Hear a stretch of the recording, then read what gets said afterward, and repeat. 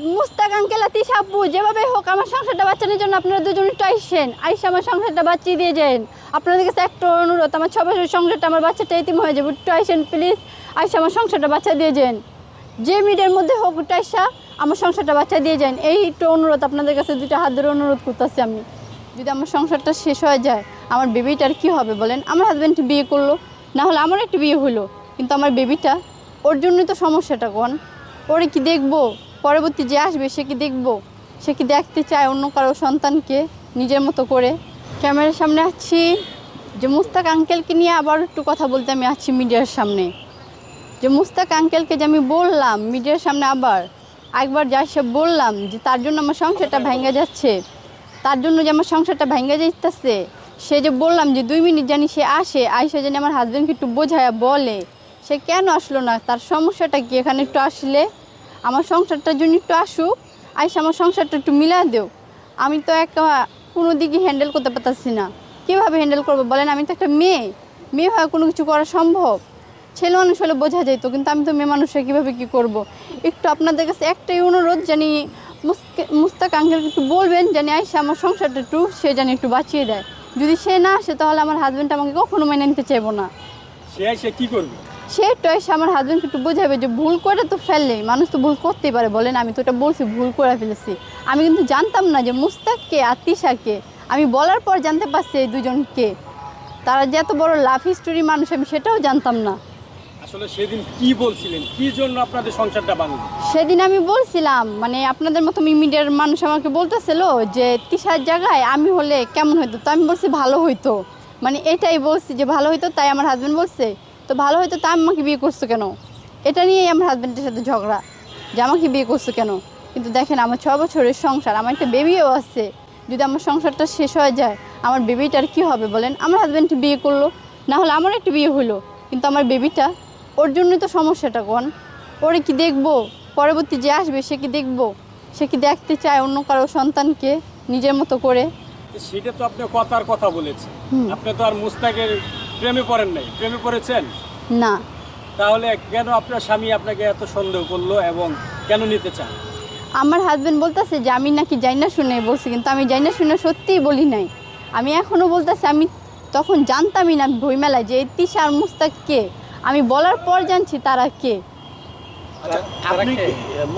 আপনি কি মুস্তাককে বিয়ের কথা বলেছেন কিনা? না, বিয়ের কথা বলি নাই, ওইটা বলছি যে তিশার জায়গায় আমি হলে খুব ভালো হইতো, এটা বলছি।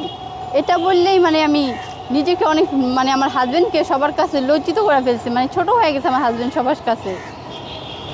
এ কারণে মানে আমার হাজব্যান্ড এই ভিডিওটা ছাড়ার পর, ভাইরাল হওয়ার পর, তার ফ্যামিলি দেখছে, বন্ধুবান্ধব দেখছে, আরও হাজার মানুষও দেখছে, দেখা তাকে অনেক কমেন্ট করছে না, অনেকজনে এক একটা কমেন্ট করে বলছে। আমার ফ্যামিলি দিক দিয়েও চাপ সৃষ্টি গেছে অনেক এটার জন্য। আপনার না বুঝে বললেন কেন? আসলে মানুষ বলতেই তো ভুল হয় বলেন, আমি তো এটা ভুলে বলে ফেলছি, আমি তো আর জানি না এগুলো কে। পরে সেটা আমি জানতে পারি ডিকেরা, আমি তো সত্যিই জানতাম না। পরে সে জানতে পারলাম যে একটা বয়স্ক আঙ্কেলের কাছে একটা ইয়াং বয়সের মেয়ে গেছে, পরে জানতে পারছি। আমি তো তখন আর জানি না, এটা বলি নাই, বলছি মানে আপনাদের মতো মিডিয়ারা বলতেছে যে তিশার জায়গায় যদি তুমি হতো কেমন হতো? আমি বলছি ভালো হইতো। তো আমার হাজব্যান্ড আমার সাথে ছিল না, তো সে আমাকে জিজ্ঞেস করতেছে তো ভালো যদি হতো তো আমাকে বিয়ে করছো কেন? মানে এটা নিয়ে আমাদের তখনই ঝগড়া হইতাছে, ওনাদের সামনেই ঝগড়া হওয়া শুরু করছে। বইমেলার ভিতরে? হ্যাঁ, বইমেলার মধ্যেই। এখন আপনি বলছেন মুস্তাক আসার জন্য, মানে মুস্তাক কি করবে? সে আইসা যদি আমার হাজব্যান্ডকে একটু ডাক দেয় মিডিয়ার সামনে, যদি একটু বোঝায় বলে, আমার হাজব্যান্ড অবশ্যই মেনে নিব। সে তো এটাই বলতেছে যে যার জন্য তোমার ঝগড়া, মানে তোমার সংসার নষ্ট হয়েছে, তুমি তাকে যদি ডাইকা যদি আনতে পারবা সেদিনকে আমার সাথে তুমি আবার মিট করবা। এর আগে কোনো মিটকাট করার কোনো দরকারই নেই তোমার সাথে আমার। এখানে আমার একটু কথা রয়েছে। আপনার হাজব্যান্ড আপনার সাথে, তো আপনি আপনার হাজব্যান্ডের প্রশংসা না করে 60 বছরের 65 বছরের একজন বুড়া লোকের প্রশংসা করলেন কেন?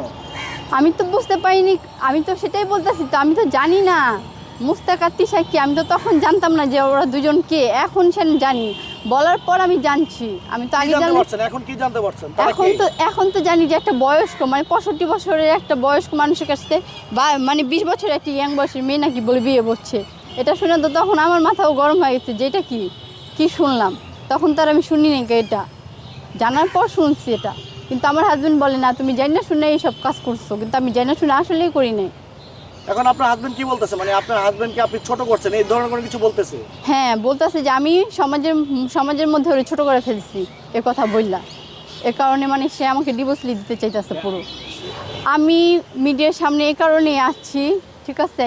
এর আগেও আমি এক মিডিয়ার কাছে গেছিলাম, মানে যে মিডিয়ার মধ্যে আমার এই জিনিসটা ভাইরাল হয়েছে তাদের মধ্যে যাইও আমি অনুরোধ করছি মুস্তাক আঙ্কেলকে আনার জন্য। আর এই জন্য আবার এখানে আবার আসছে এখানে এই জন্যই যে যেভাবে হোক একটু মুস্তাকার আঙ্কেলের কানে আপনারা যদি যেভাবে হোক একটু পৌঁছা দেন কথাটা, তাহলে আমার জন্য অনেক ভালো হবে। কারণ আমি চাই না যে 6 বছরের সংসার আমার নষ্ট হয়ে যাও, আমার একটা বেবি আছে। একটু এই জিনিসটা একটু চিন্তা করো, একটু আপনারা কেউ যদি আমাকে একটু এটা হেল্প করেন অনেক ভালো হবে আমার জন্য, অনেকটাই। মুস্তাক সাহেবের সাথে আপনার কি কোনো যোগাযোগ হয়েছে? না না না, আমার সাথে তো তার কোনো যোগাযোগ হয়নি। কন্ট্যাক্ট নাম্বার যদি থাকতো বা কিছু থাকলে তো আমি নিজেই পারতাম তাকে যোগাইতে। আমার কাছে তো এরকম কিছু নাই যে তাকে আমি যোগাবো। আপনি কি মনে করেন যে মুস্তাক আপনার কথায় আসবে? আমার কথায় না আসুক, আপনারা যদি বলেন অবশ্যই আসবে। এ কারণে তো মিডিয়ার সামনে আসা আমার। কেন এরকম মিডিয়ার কাছে যাই কিন্তু আমার সংসারটা এলোমেলো হয়ে গেছে, এরকম মিডিয়ার সামনে যাই আমার সংসারটা এলোমেলো হয়ে গেছে না, তাহলে এরকম আপনি চাচ্ছেন মুস্তাক আপনার দায়িত্ব এরকম কোনো? না না না না, আমার দায়িত্ব কেন নেবো? তার তো ওয়াইফ আছে, সে আমার দায়িত্ব নেবো কেন? আর আমার তো হাজব্যান্ড আছে, এমন তো না আমার হাজব্যান্ড আমাকে ছেড়ে দিছে, কিন্তু ছাড়ার পর্যায়ে চলে গেছে, মানে আমাকে সে ডিভোর্স দিব এরকম পর্যায়ে চলে আসছে জিনিসটা। আমি কিন্তু এখন আমার ফ্যামিলির বাসায়, আর আমার হাজব্যান্ড কিন্তু ওদের বাসায়, আর আমার ছেলেটাও ওর বাসায়, আমার কাছে না। কিন্তু আমার ছেলেটা আমি নিজেই তো একা একা চলতে পারি না, আবার আমার ছেলেকে নিয়ে কীভাবে চলবো? আপনি কি করেন? আমি কিছু করি না তো, আমার ফ্যামিলি বাট আমাকে চালিতেছে এখন। মানে কোনো কাজ চাকরি বা না না পড়াশোনা? না, এখনও কোনো কাজ করি না। বাড়ি কোথায় আপনার? আমার বাড়ি সাদাবাস। সেটা মানে ঢাকাতেই আপনাদের হ্যাঁ। স্থায়ী? আচ্ছা, তাহলে হঠাৎ এই ধরনের কথা কেন বলছে? সেটা মানে একটা মানুষকে না জেনে কি এটা কতটুকু বলা ঠিক কারো বিষয় না? মানে এটা নিয়ে মানে 21শে ফেব্রুয়ারি দিন এত ঝগড়া হয়েছে, পরিমাণ অনেক ঝগড়া হয়েছে আমার সাথে, যার কোনো ধারণাই নেই এত ঝগড়া হয়েছে। মেলা তো হয়েছে, বাসায় যাইও হয়েছে। আচ্ছা, আপনাদের স্বামী স্ত্রী মানে বিয়েটা কিভাবে হলো, মানে একটু বলবেন? বিয়েটা আমাদের লাভ ম্যারেজ হয়ে। Love marriage? আপনিও তো তাহলে ভালোবেসে বিয়ে করেছেন। হ্যাঁ। তো আপনার ভালোবাসার মানুষ আপনাকে এখন একটি কথা বলার কারণে আপনাকে ডিভোর্স দিবে, মানে বিষয়টা কেমন হয়ে গেল না? হ্যাঁ, তো ওই যে একটা কথা আছে না যে এত বিশ্বাস যাকে করছি সে একটুখানি ভুলের কারণে বাট আমাকে ছেড়ে দিতেছে। তাহলে আপনার ভালোবাসার কোনো ঘাটতি ছিল? আপনি কি মনে করেন আপনার ভালোবাসার কোনো ঘাটতি ছিল? না, আমাকে তো সে কখনো দেখিনি যেরকম কম ভালোবাসছে, আমিও তো তাকে কোনোটা কম কখনো ভালোবাসি নাই। যখন যা বলছে, যখন যেটা আমি চাইছি সব সময় সেটা করছে, আর সেও যেটা বলছে সেটাও আমি করছি। তাহলে মানুষ চামড়ার মুখ, হয়তো ভুল করে একটি কথা বলে ফেলেছেন, তাহলে তো আপনাকে আপনার হাজব্যান্ড ক্ষমাশূন্য দৃষ্টিতে দেখা উচিত ছিল, তাই না?